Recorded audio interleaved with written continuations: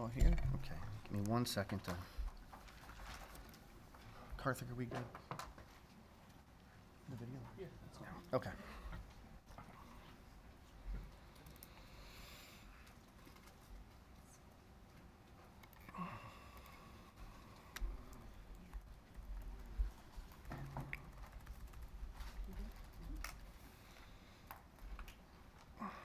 So you're going to do that before the motion? Once the motion is made, I'll just make a note of it. It's that, okay? Yeah, that's fine.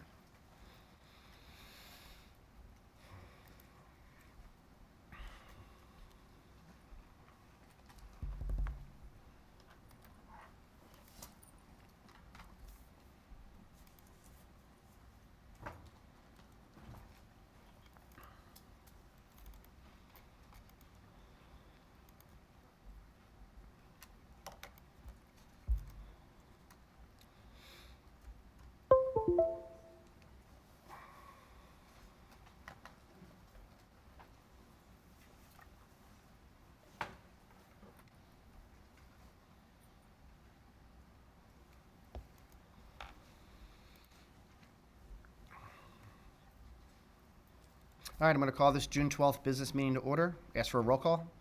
Dr. Campley? Here. Mr. Dorr? Here. Mrs. Evans-Brockett? Here. Mr. Fountain? Here. Mr. Keenan? Here. Dr. Kohler? Here. Mrs. Mayers? Here. Mr. Saylor? Here. Ms. White? Thank you very much. Please join me in the Pledge of Allegiance.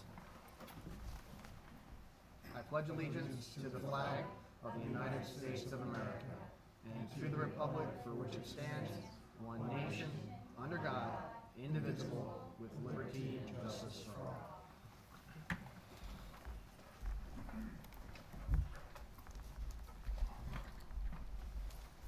The mission of the Perkiomen Valley School District is to cultivate an inclusive community of learners empowered to grow intellectually, socially, and emotionally.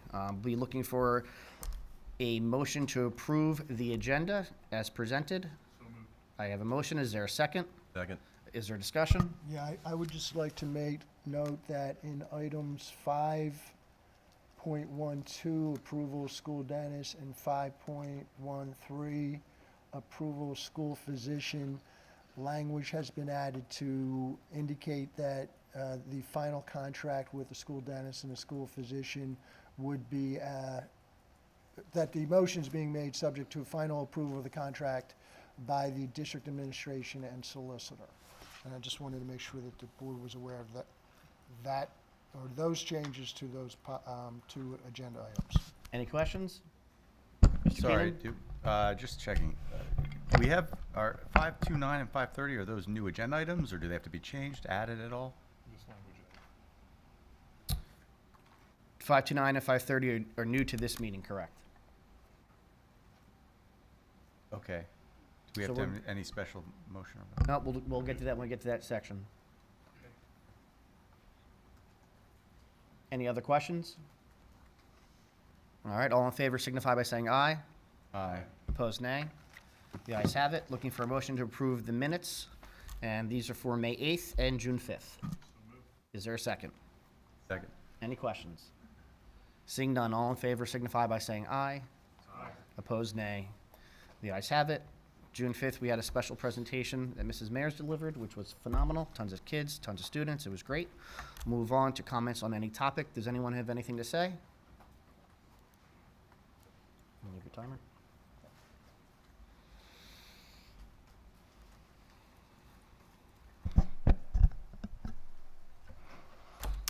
Just wanted to take a second to make Real sure quick, that. first name, last name. Oh, sorry. Borough. Apologize. Jarek Air, Lower Frederick. Just want to take a second to make sure that everybody caught the end of last meeting, and I'm not referring to what happened with me. There was a student that got up here and bravely spoke about some things that were deeply personal to her, Raya. It would behoove everybody on this board and everybody in this room to go back and rewatch what she said. I think it was completely missed on everybody, especially given the commotion that happened afterwards. What she said is extremely important, that the entire community is here helping out these children, regardless of our political beliefs. We'd have members that decide to turn their back and walk away in the middle of it. I mean, I don't even understand that at this point. When speaking, they just walk away. But the reality is that the entire community is here for these kids. Whether we like each other or not, they look up to us as individuals and leaders. And this stuff has to stop. My whole goal with coming down here was to try to smooth things over, to try to get attention going, because you write nice letters, nobody ever listens. And I had a long conversation with Dr. Russell about this week. Nobody pays attention when you're nice. So unfortunately, the only avenue that I have as a citizen of this community is to come down here and be bombastic and things like that. But anybody that's ever sat down to actually try to talk to me will understand that I have but one message of peace and try to make things best for the kids. And last week is exactly why we've been doing what we've been doing. To stand here and to protest and to do everything we've been doing has been to help children like that. My own child was in a predicament much the same as Raya, and that is the reason why I've done everything that I've done, and I will never apologize for any of my actions. That said, at the end of the meeting, I was verbally attacked and harassed and stalked, and my freedom was threatened. I was not able to leave both exits here, strategically placed by two gentlemen that were trying to attack me. The one, while I may disagree, I do understand when he feels that his family member is being insulted, going to stand up and do something. I don't care for the approach. Not a physically violent person, never actually threatened anybody in my life, so that was a bit unnerving to me, but I get where he's coming from. The other individual, I'm glad they're not here. Charges are pending against this person for their actions the other day. So I just want to kind of reiterate to make sure everybody goes back to pay attention to see what she said. And one last thing. At the end of the meeting, there was a school board member that was talking about, why is he here? Why is he allowed to speak? I suggest you look up what the First Amendment actually is. One of the most important cases to ever come here, I support. As a Jew, I support the right of the Nazis to be able to speak. Skokie, Illinois, 1977. David Goldberger took a case by the ACLU to allow the Nazis to be able to speak. And that right there speaks about everything in our country. They have the right, the most vile speech is a speech to be protected. So whether you think I am whatever side of the political spectrum might be, everybody's got a right to speak. That's it. Anyone else? Seeing none, we'll move on to reports and presentations. We had a student liaison report last week, president's report last week. Dr. Russell, do you have a report? I do. I have a very brief report, Mr. Saylor. Thank you. I have a part 2 of the superintendent's report for June, and this evening, as we wind down the school year, today was the last day of school for our teachers. Students, as you know, finished Friday, and most of our teachers finished Friday, but some teachers were committed to today. And I wanted to recognize teachers who have earned tenure, and that means they've been on a probationary period with the school district for 3 years. They have earned 6 satisfactory performance ratings as a result of their evaluations and qualify for tenure, which brings them some additional protections as an employee. So I just wanted to mention their names. I've observed each of them and had some conversation with them. Melissa Bonamico is a school psychologist at the high school. Daniela Castellanovo is a former graduate of Perkiomen Valley and a Spanish teacher here at the high school. Dan Hennessy teaches special education here at the high school. Corey Canaster is a chemistry teacher here at the high school. Rebecca McGowan, parent in our district, she instructs technology education at East. Rachel McGowan is a nurse at Evergreen. Cherie Jedlinski teaches special education at South, and Christina Pagliacetti, 4th grade at Skipback. Alyssa Kahash, another special education teacher at Evergreen. Covington Smith, a special education teacher at the high school. And lastly, Carrie Stever is a speech therapist at Schwenksville. Each of these individuals has committed themselves to 3 years and is now in a relationship with the district through tenure that affords us a future together, really. And we will continue to work together to support their performance and their work with our students. So I congratulate them on this accomplishment. It is quite a milestone for teachers. Congratulations. And that ends my additional report. Thank you, Mr. Saylor. Mr. Schubert, thank you very much. Dr. Russell, are you going 2 for 2? No report, thank you.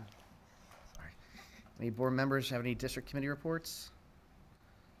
Okay, we'll have a presentation for Safe Schools report. Mr. Miller? Mr. Weaver?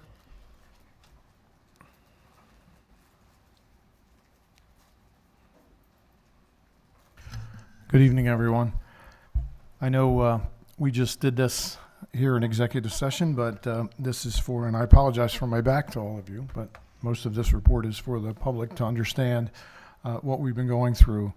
with regards to our safety initiatives here in the district. And as soon as the presentation pulls up here, there we go.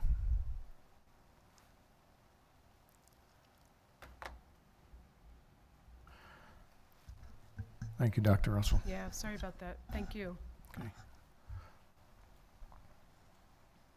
So each year, we're required under the Safe Schools Act to report to the school board in executive session information regarding safety, the quality of safety in our district, initiatives of security and safety throughout the district. Many of these topics are protected with regards to right to know. So we can discuss them in executive session, but will serve to give the public here in this short report just an overview of what we did discuss previously tonight without being too specific. So you can go ahead and advance that. So this makes us legally compliant. Our Safe Schools report is provided to them in executive session, as I mentioned, not subjected to right to know.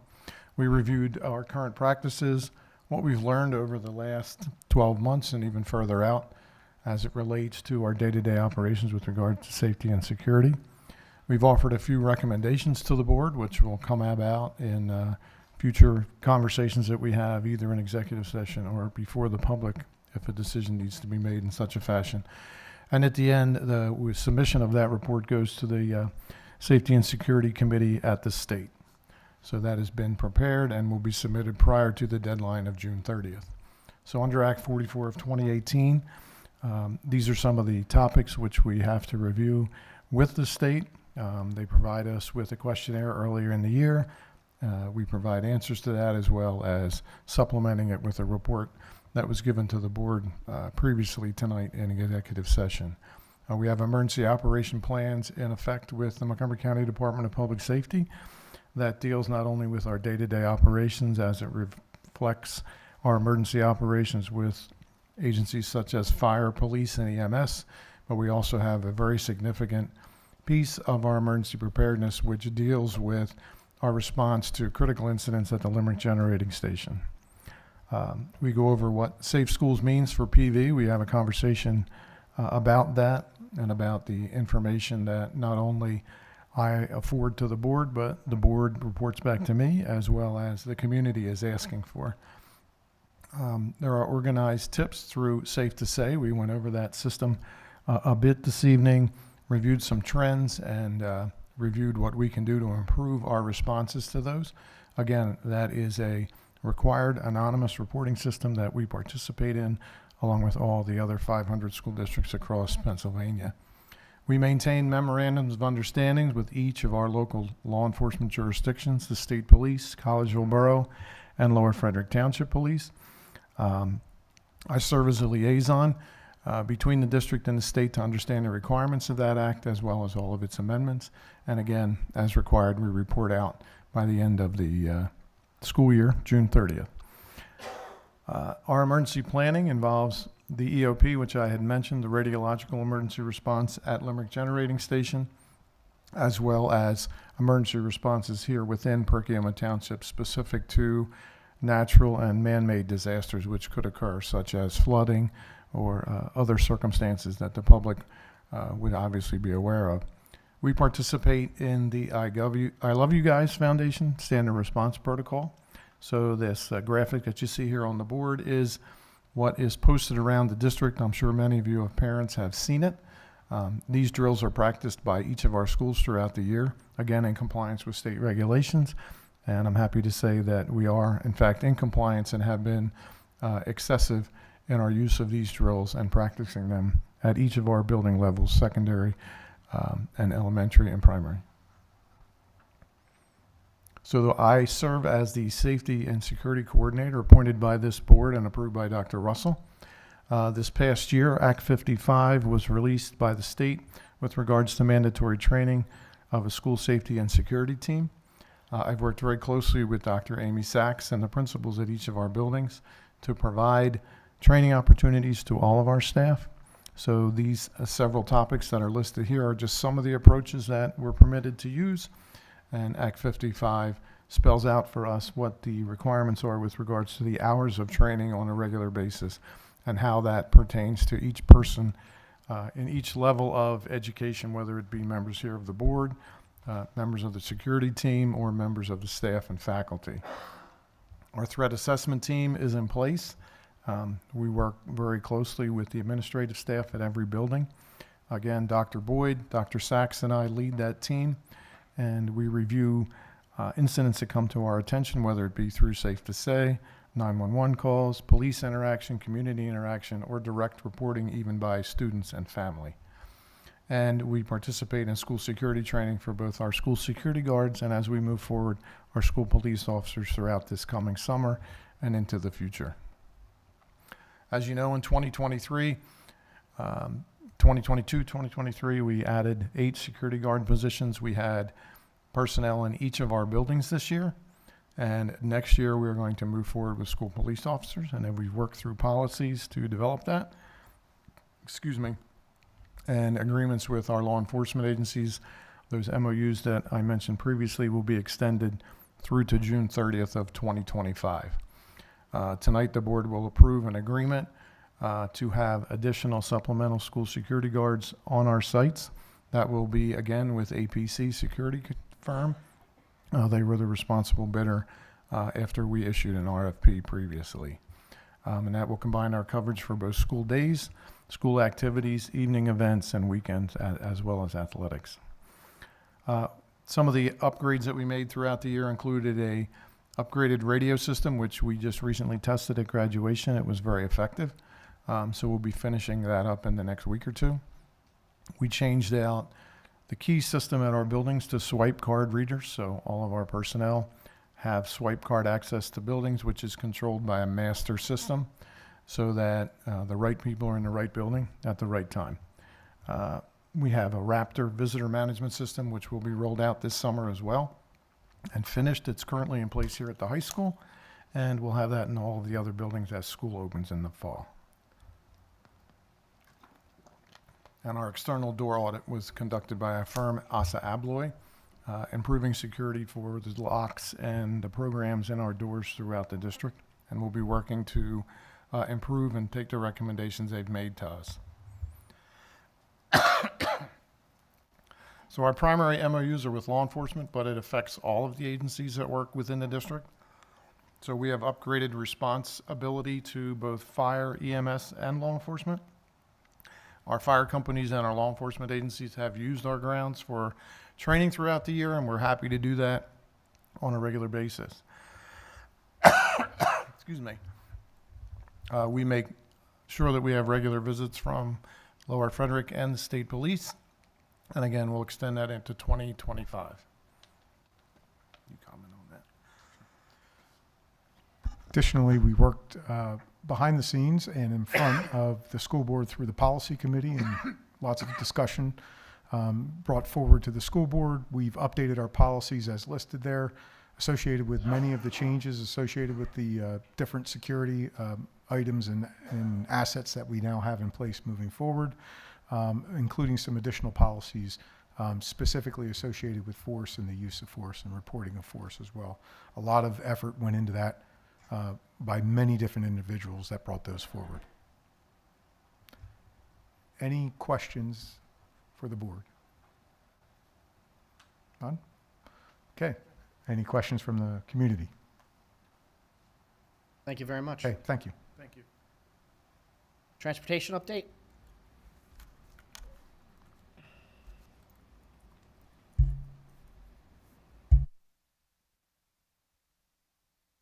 I'll just introduce this. I want to introduce Mr. Ganesh. He will be the primary presenter for this report, and he has really done significant work with STA on behalf of our district to gather data, to analyze the data, and as a team with Mr. Weaver, Mr. Fabrizio, and myself, we have been working to really analyze the current transportation system and how we might improve the services that are provided to the district. So with that, we'll tag team a little bit, but Mr. Ganesh will do most of the presenting this evening. Thank you, Dr. Russell. Good evening, everyone. So we have a brief transportation update tonight, starting off with creating a baseline on what we as a school district are required by law. As you can see on the side-by-side comparison that we go above and beyond and transport all our students K through 12.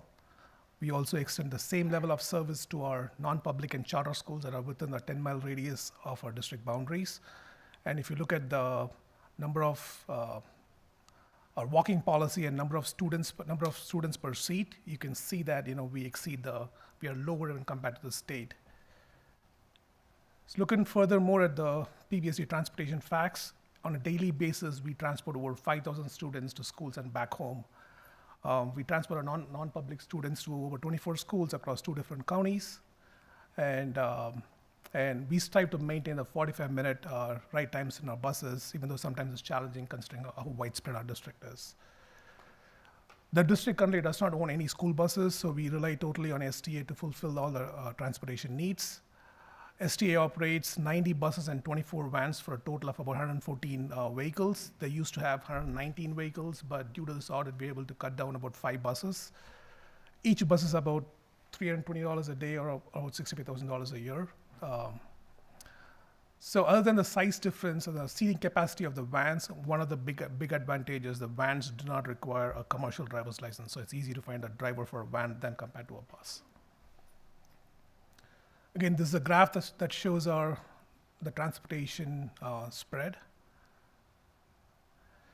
So this graph here shows our 3-year expense change. So for example, over the last 3 years, PVSD has experienced an increase. Transportation costs have gone up by 6.35%. It also shows in comparison how we compare against other districts in the county. So overall, I think we are somewhat in the middle.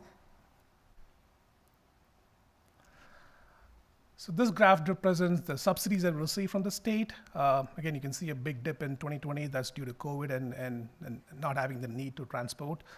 Once the 2021 and the 2022 data is out, we expect those subsidy levels to go back to the 2019 levels. All right, coming back to the challenges. So this year has been a challenging year for our families and students. There were a number of instances where our students were waiting longer in the bus stops. The ride times were longer. There were several instances where the families did not get a timely communication when there was a delay or there was a change in the routes. Not to mention the driver shortage. There was also challenges from STA's point of view where they lost a good number of experienced staff who were running the depot, made the situation even more challenging. And we also had a situation from a Cranberry estate families who were very concerned about their children walking a longer distance and requesting those children be bused rather than be walkers. So we had a few challenges this year, and due to those persistent challenges, we were led to do an audit, and this is the process that we went through with the audit. We started studying the data, started with looking at the routing information, the fleet information, the number of students that are riding the buses. Dr. Russell had multiple conversations with the families, with emails and in-person conversations. We started analyzing the survey results that we got back from the families, held weekly meetings with STA. We consulted with a K-12 transportation specialist from a neighboring district here. We even drove some of the routes that were experiencing some of the issues. So overall, this was our audit process. So throughout this process, this is what we found. Our findings could be categorized into divided into these 3 different categories. To highlight a few, we found that there was a number of buses that were in a lower occupancy rate. We also found that there were multiple buses on the same routes. Again, this could be because of COVID, where we really had the students seated, where we were kind of trying to have them not packed sitting too close together. So this all could be because of COVID that we had them seat the way they were seated. And obviously there was a driver shortage, and we already talked about the Cranberry estate issue. And also due to the number of new staff coming into STA, we had the situation where there was the learning curve that the new staff had to go through to kind of get used to our mass communication system, caused some of those communication issues that we were talking about. So while we are studying this audit, while we are going through this audit, we kind of set some short-term and long-term goals for us. So these were the intended outcomes that we want to arrive at the end of this audit. Again, to highlight a few, we want to bring in increased efficiencies to our routing process. We want to kind of put in streamline our process and protocols so that there's effective communication going to all our stakeholders. We want to provide more training opportunities for the bus drivers. So those were the kind of some of the intended outcomes that we wanted to come out of this audit.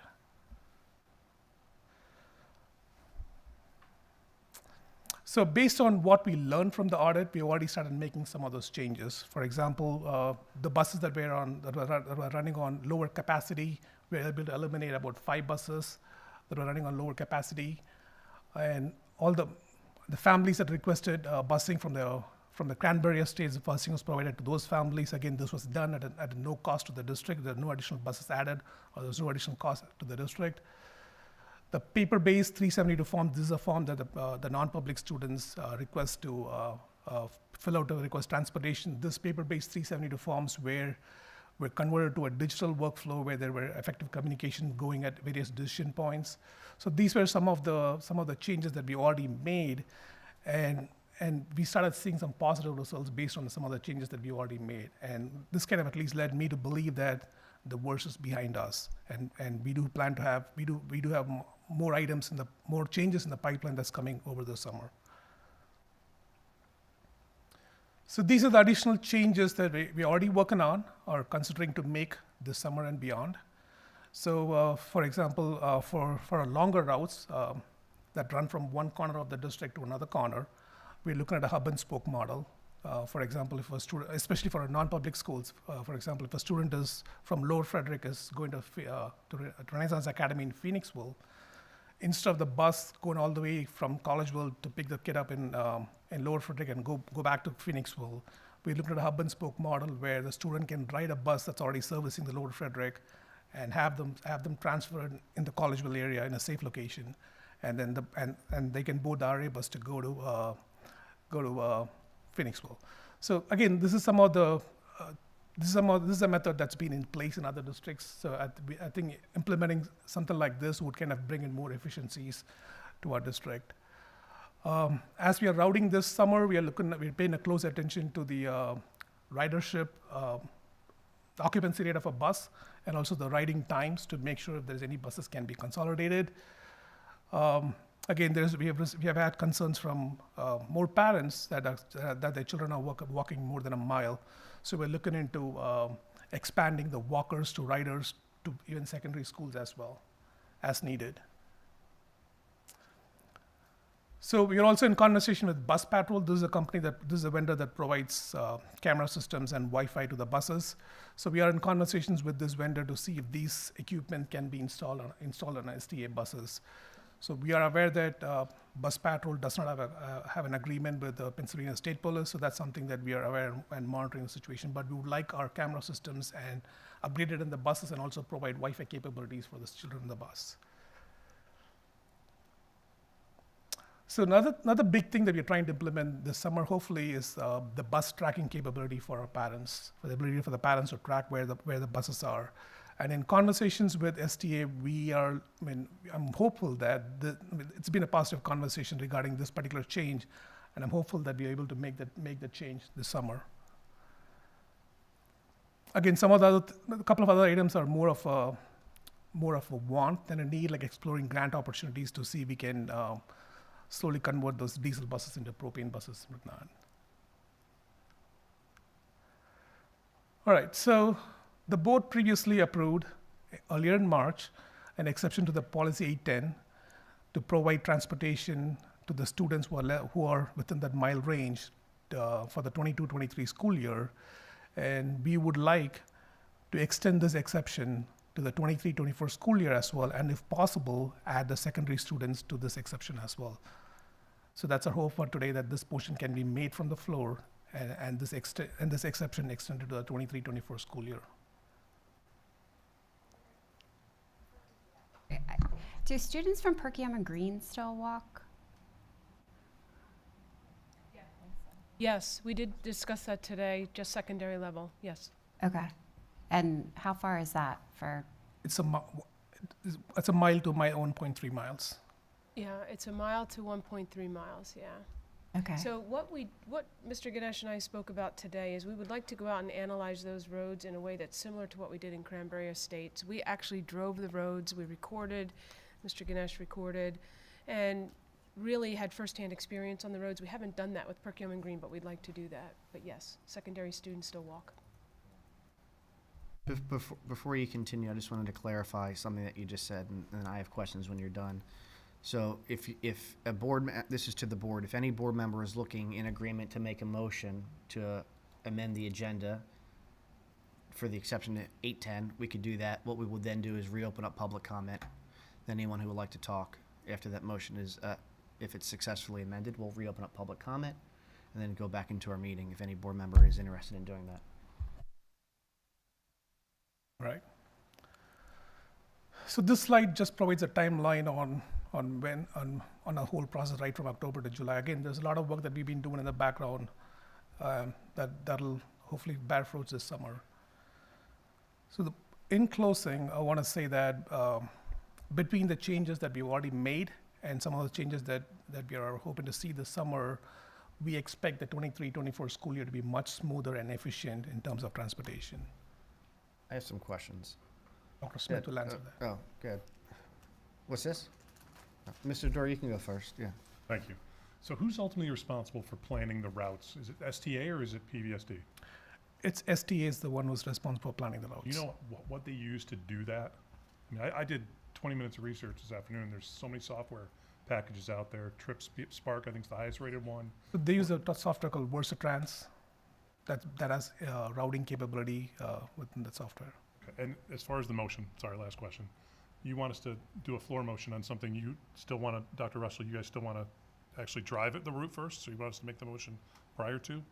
So this actually is specific to Cranberry, not Perkiomen and Green yet. But Okay. with respect to Cranberry, the request of the board is for consideration to extend the option for busing to students in middle school and high school. Again, because of the roadways in Cranberry, there have been additional concerns now brought to our attention about middle school students, for example, walking. And based on what we know, there is capacity to add them without adding buses. And I don't disagree, based on having traveled those roads, questions about some of our younger middle school students, for example, walking. So that would be the request. Now, I realize it is late, the agenda's established, we could wait until August. It may or may not impact what happens this summer in terms of planning, which was why we just wanted to bring it to your attention for consideration this evening. Yeah, correct. So, go ahead. I would just note that the board could make a motion to amend the agenda to include this additional item, and the reason for the amendment would be to allow for an appropriate amount of time for planning and incorporation of these additional students into the transportation system, particularly in light of the fact that the board does not meet in July. I have some questions. So, how did STA take this? Well, I would say, well, they did cut 5 buses, so I'm pleasantly surprised with their. They did realize, they did understand there is some work to be done on their end, so they immediately responded. They were able to eliminate 5 buses. We have been having weekly conversations with them, so I would say in a positive manner. Who would pay for bus patrol, STA or Perkiomen Valley? So bus patrol, the way that works is the way that they would recuperate the cost. I mean, we would not pay for it, neither would STA. It's the way they would recuperate the cost is if somebody were to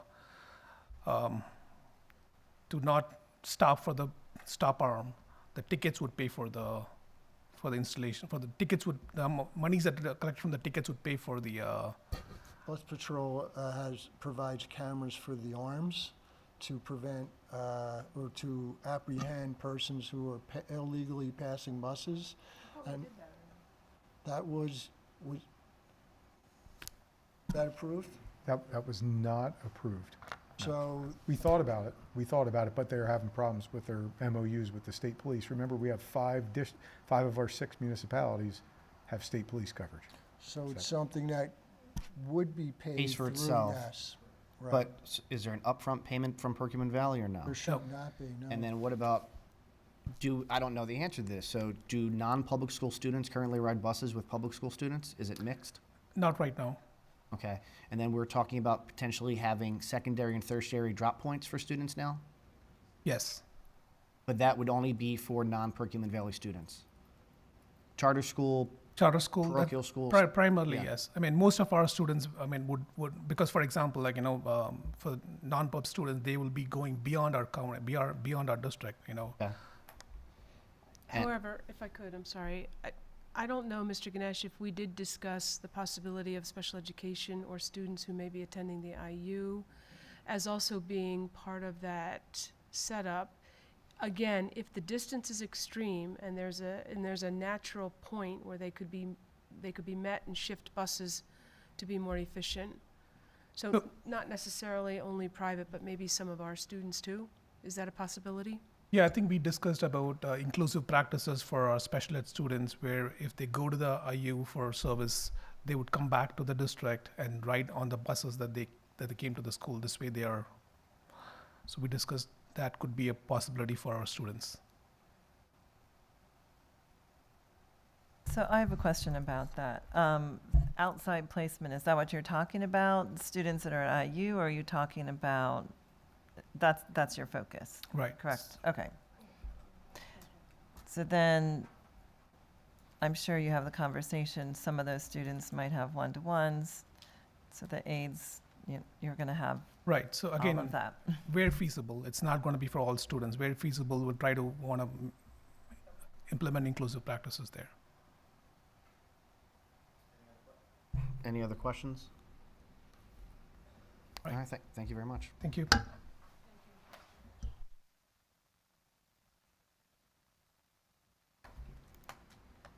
Any board members have anything before we move to the consent agenda? Well, if it's going to help the district, for planning purposes, I would like to make a motion to amend the agenda. Is that?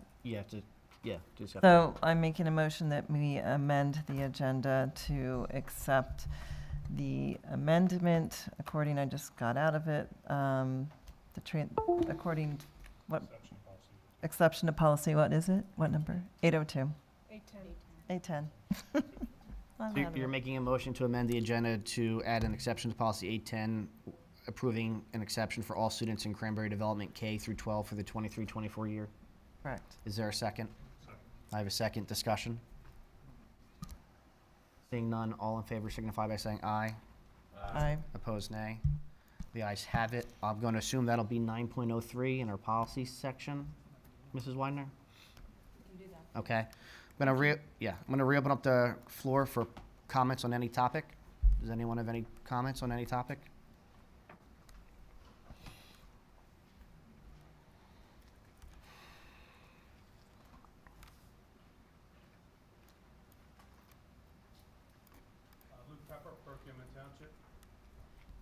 Luke Pepper, Perkiomen Township. I would like to say that we've been talking about free speech and all these different things, and I think that speech can be used to demonstrate delusion, stupidity, delusions of grandeur, lies, but in the statements of irrational actors, we can find a middle ground to learn from speech, even if it's idiotic and doesn't mean anything. It has no context and has no basis in fact. We could still learn what it demonstrates to us. Over the past 2 years, I've gotten calls from 15, 20 parents and families talking about bullying. To the extent one of the parents was told that had to go into West and argue that having his daughter be called as fat.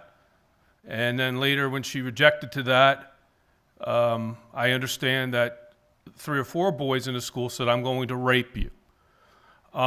So while bullying is not real in some circumstances, it is real in other circumstances. Whether you disagree with me on any policy, I think a lot of what's been happening at this board and the tenor of what's happened, and myself included, I think take a step back and look at what all this is telling us. And what it's telling us is that there's parents out there who are teaching their kids to bully at the school level. kids who are powerless or are told by their parents just to brush things off are being continually bullied. It's not just gay and lesbian students. It's students who are in part of mainstream groups that aren't marginalized. It's Christians, it's Muslims, it's people with dark skin, it's people with pimples. They're being bullied.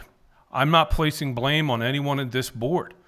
I'm saying we can learn from what happens at these meetings and what is said and what is not said, and not make our children a pawn, and learn from it. And we can learn to respect each other again and talk to each other about a very serious issue. And we know that once the end result will be suicide of one of these children, and you don't want to be on the other side of that. And lastly, last week, a friend of mine, a good person, a person who loves their family, loves other people, calls other people their family, was assaulted verbally here, lied about. And I want to extend my personal feelings towards Dr. Tammy Campley, that I won't stand for it. We will continue to fight the fight. No one will intimidate us. And if you don't like my policies, write something back to me. Don't bully my kids. Let's all learn what we can do here and stop the bullying. Thank you very much. Anyone else? Move on. Oh.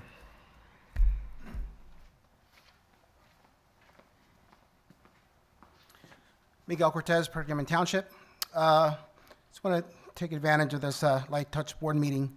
I couldn't help but notice, just through the normal principals updates coming around and announcements and different media channels that we have here at the school district, the attrition happening. The counselors, teachers, people in key positions, individuals I know that are loved by students. And while there could be a number of reasons, I couldn't avoid kind of calling out one of the obvious ones. I think it's a theme, not only in PA, but across the country. And it's just simply an ask to you, the members of the board, to be considerate in the actions and the way that we are making decisions that are impacting students, that is causing stress in the community, in the schools, educators, and are driving good people out of the district. I moved into this district, and I believe it still is, because I feel it is one of the best in Pennsylvania. I've gotten to know a lot of teachers, principals, and educators through interactions with my children, and I couldn't love and appreciate more what they do. I constantly tell them and thank them for what they do. And this is not them telling me or accusing me to say anything, but I know it starts here. It starts with the decision, with the civility towards one another, and the policies that were put in place that's either going to create a safe, welcoming environment that is going to want teachers to come here to be in the school district. I believe PA is still among top 10 most desired places to come, and so I'd love for that to continue to be the same. I have at least 7 more years in the school district with my kids. I look forward to a future here. So I would just ask to sincerely, look inside into the coming year, and to just really take that to heart. What's going on in the minds of our teachers, of our students, the policies that were put in place, and that we're putting them in a place to be successful for our students. Thank you. Anyone else? Looking for a motion to approve the consent agenda as presented. Is there a second? Second. Any discussion? Seeing none, all in favor signify by saying aye. Aye. Opposed, nay. The ayes have it. Education, Dr. Campley. 4.01 is the Education and Finance Committees of a Whole, Part 2, so there was some additions, I believe.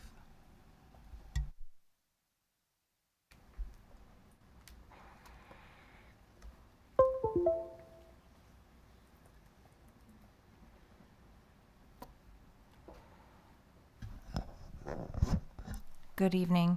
We have a really short addition to education and finance, mainly about the district administrative office, the feasibility study, but also a resource that I mentioned last week that we were still working out with our vendor for our health curriculum. So really, in terms of the feasibility study, it is short and sweet tonight. Our objective really was to make public the report that we received from GKO as the board had approved a feasibility study for the district administration office almost a year ago exactly, and we have now received that and really want to share that with you, and then consider what some of our potential next steps are. We're not in a place to really analyze every single option tonight here, but really just trying to share out with you what we have received back so far. So there were 7 total options considered by GKO after some conversations with administration and looking at our facilities and so forth. I'll go into each of them and whether they were feasible or not. So, and they are slightly out of order because the first 3 somewhat kind of go together. So the first option, or A, was just to remodel the existing DAO, which is not feasible in that there's insufficient square footage in the current footprint of that building to be able to fit all of the departments that currently exist in that building. So the point of the feasibility study was to say, are the options feasible or not? So we're able to narrow down and move forward should the board be interested in doing so. Option B was then, well, what if we just demolish the building that currently sits at 3 Iron Bridge and rebuild on that current site? That is, again, not feasible as it would not comply with Act 34, which in a nutshell is the Taj Mahal Act, then that we can't just build whatever we want to for a district office, that we do have to meet some PDE requirements.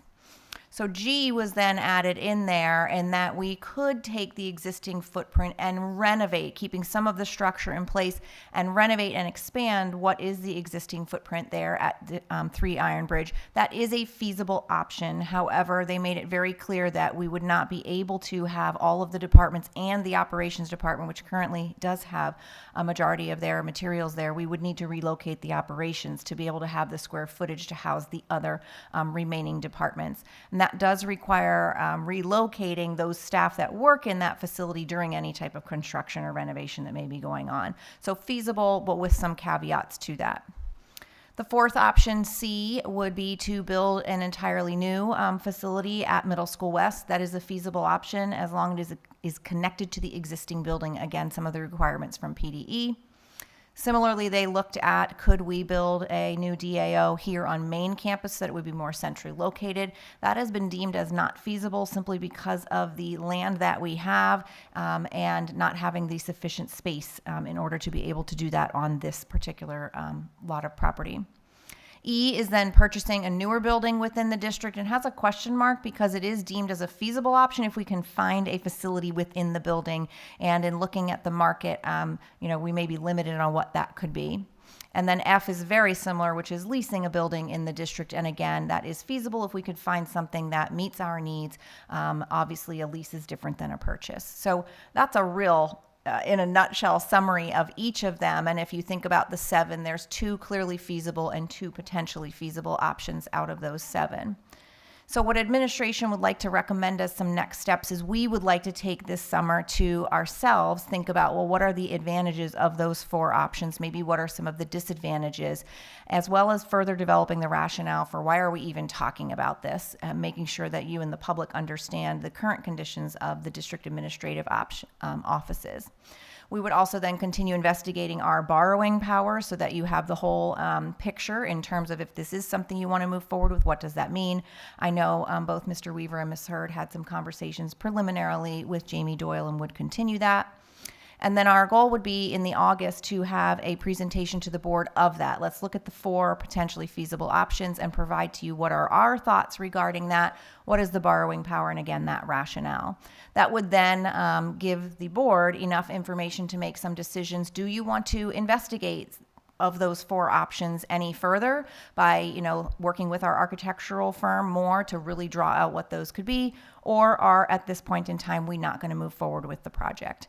So it's really our recommendation that administratively we do some work this summer that would not have any additional costs with the architect, present that to you in August for you to make some informed decisions about which direction might you want to move in moving forward.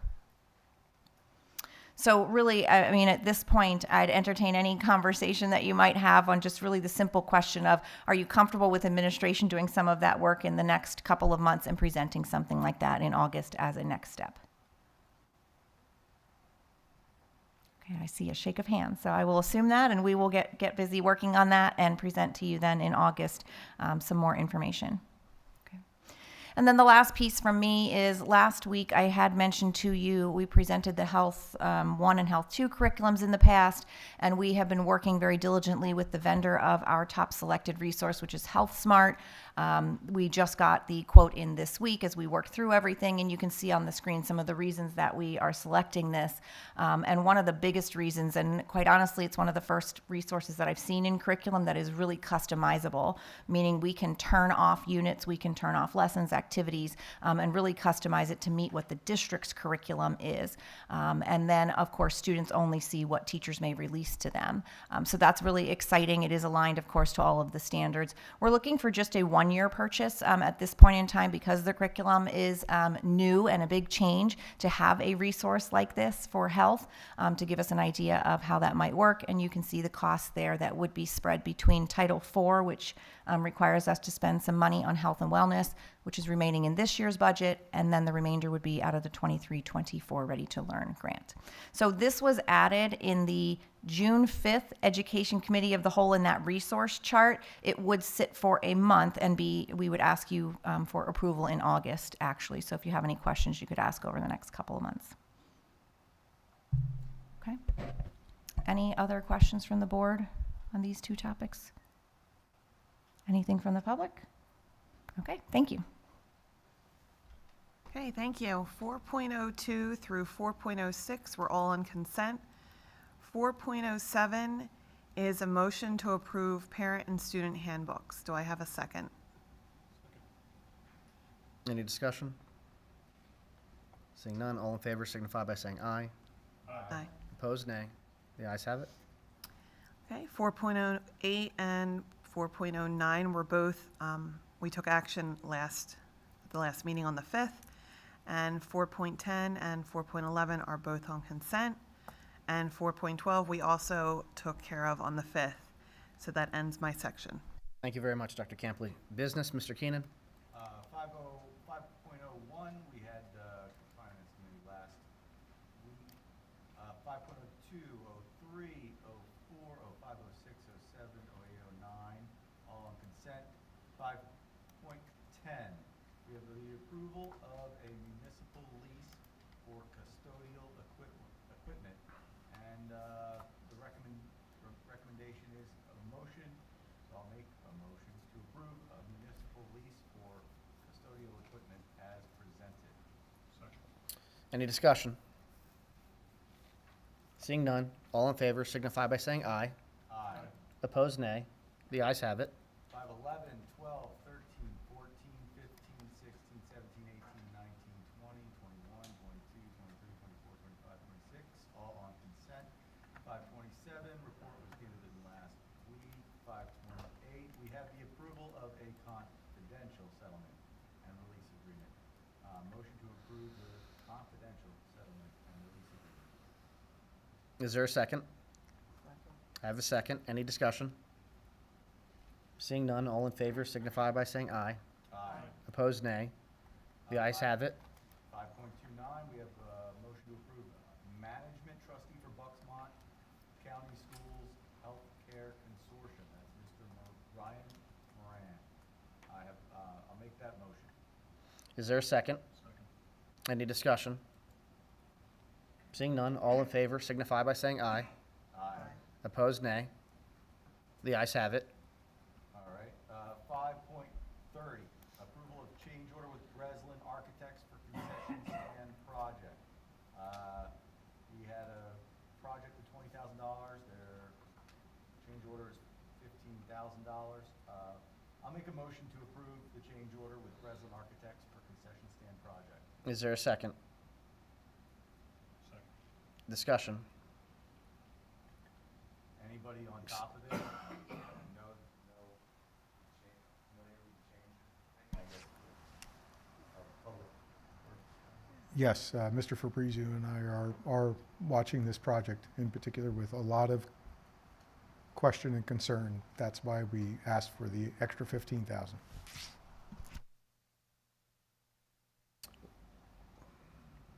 Well, since you mentioned concern, what are you concerned about? So the main reason for the increase is associated with the discovery of the sewer installation pipe that we did not know about, and the additional electrical panel that we also did not know about at the time when we were planning the first go-around of the concession stand.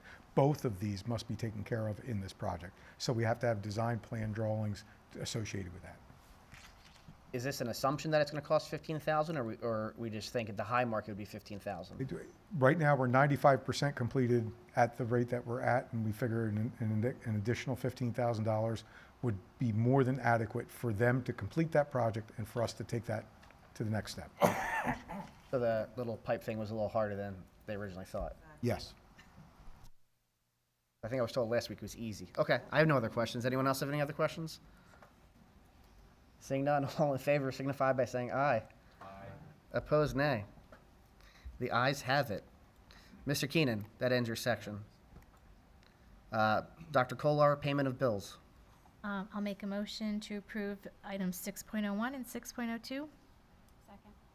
I have a motion and a second. Any discussion? Seeing none, all in favor signify by saying aye. Aye. Opposed, nay. The ayes have it. 6.03 is on consent. Thank you very much, Dr. Kolar. Professional personnel, Ms. Evans-Brockett. 70123 are all on consent. 704, I'm excited to make a motion to approve the administrative appointment of a supervisor of health and wellness. Is there a second? We have a second? Mr. Moran?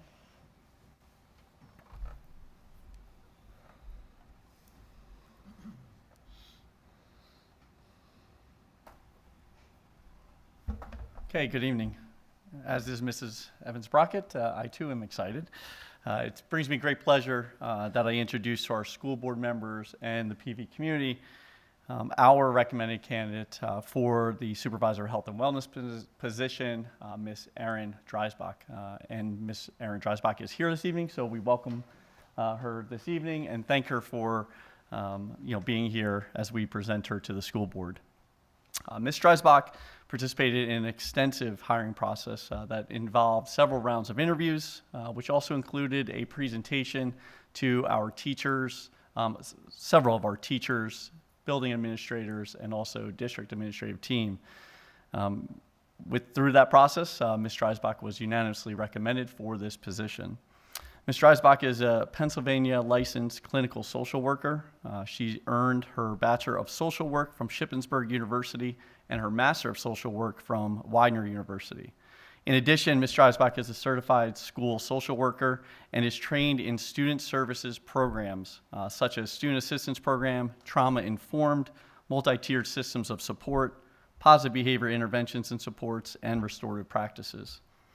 Ms. Dreisbach comes to PV with a combination of experiences from both the public and private sectors, which we feel is an extreme benefit to the school district and our students. Ms. Dreisbach has 5.5 years experience as a children and youth services caseworker, as well as 2 years experience as a social worker in the behavioral health unit of a hospital. In 2018, Ms. Dreisbach shifted her support and services to public education when she joined the East Stroudsburg Area School District as the coordinator of social services for grades 6 through 12. For the past 5 years, Ms. Dreisbach has led key district initiatives in student services such as trauma-informed, social emotional learning, restorative practices, and alternatives to expulsion, to name a few. The combination of experiences from both the public and private sectors have equipped Ms. Dreisbach with the knowledge and skills that we feel are necessary of a district leader charged with addressing the complexity of today's educational system.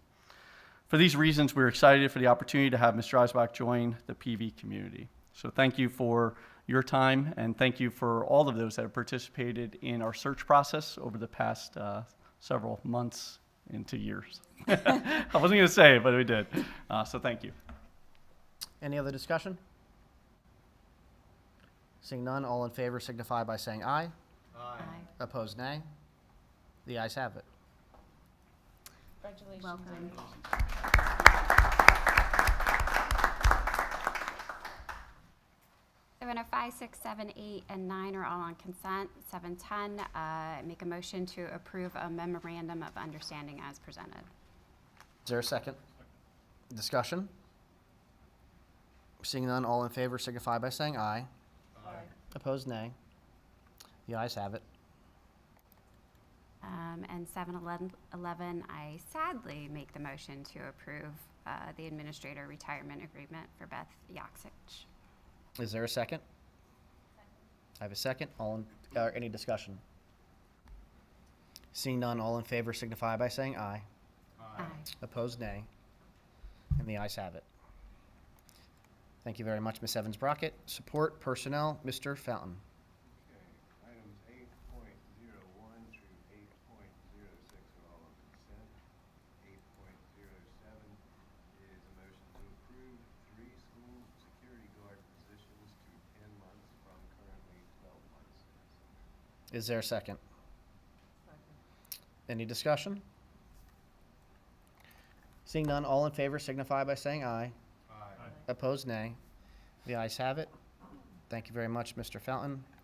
Ms. White, governance, just a reminder, we have the 9.03. It's just not on the screen thing.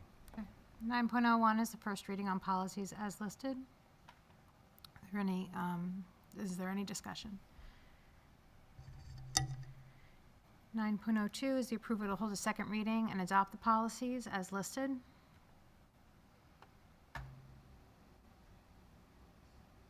I so move, right? Yes. And I so move. Is there a second? Any discussion? Seeing none, all in favor signify by saying aye. Aye. Opposed, nay. The ayes have it. And what was the language for 9.03? Ms. Weiner, are you able to read that back? Or?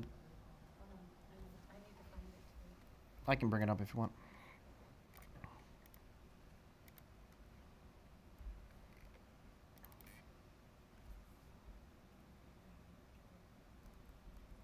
.03 is to approve an exception to policy 810 for all students in the Cranberry Development K-12 for K through 12 for the 2023-24 school year.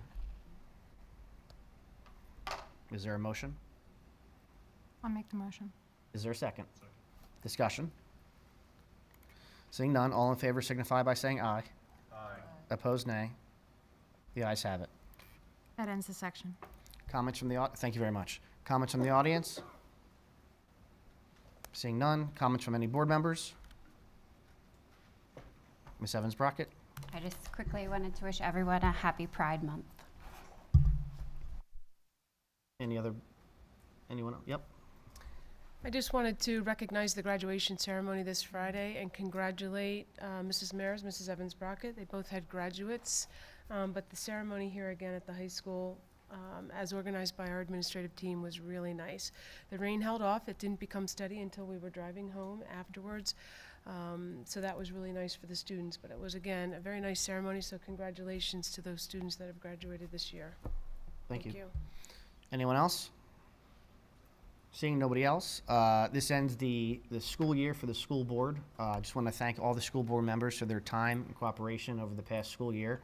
We all take time away from our families, from our friends, and from our community to be here, not just the 2 meetings a month and the policy meetings, but all the reading and writings that we do all throughout the weeks and days throughout the school year, talking to members of our communities, talking to constituents, replaying that information back to our administration. I want to thank Dr. Russell for working with the school board and Dr. Smith as well for working for the school board for the year. Thank everyone for the work done at graduation. It was seamless.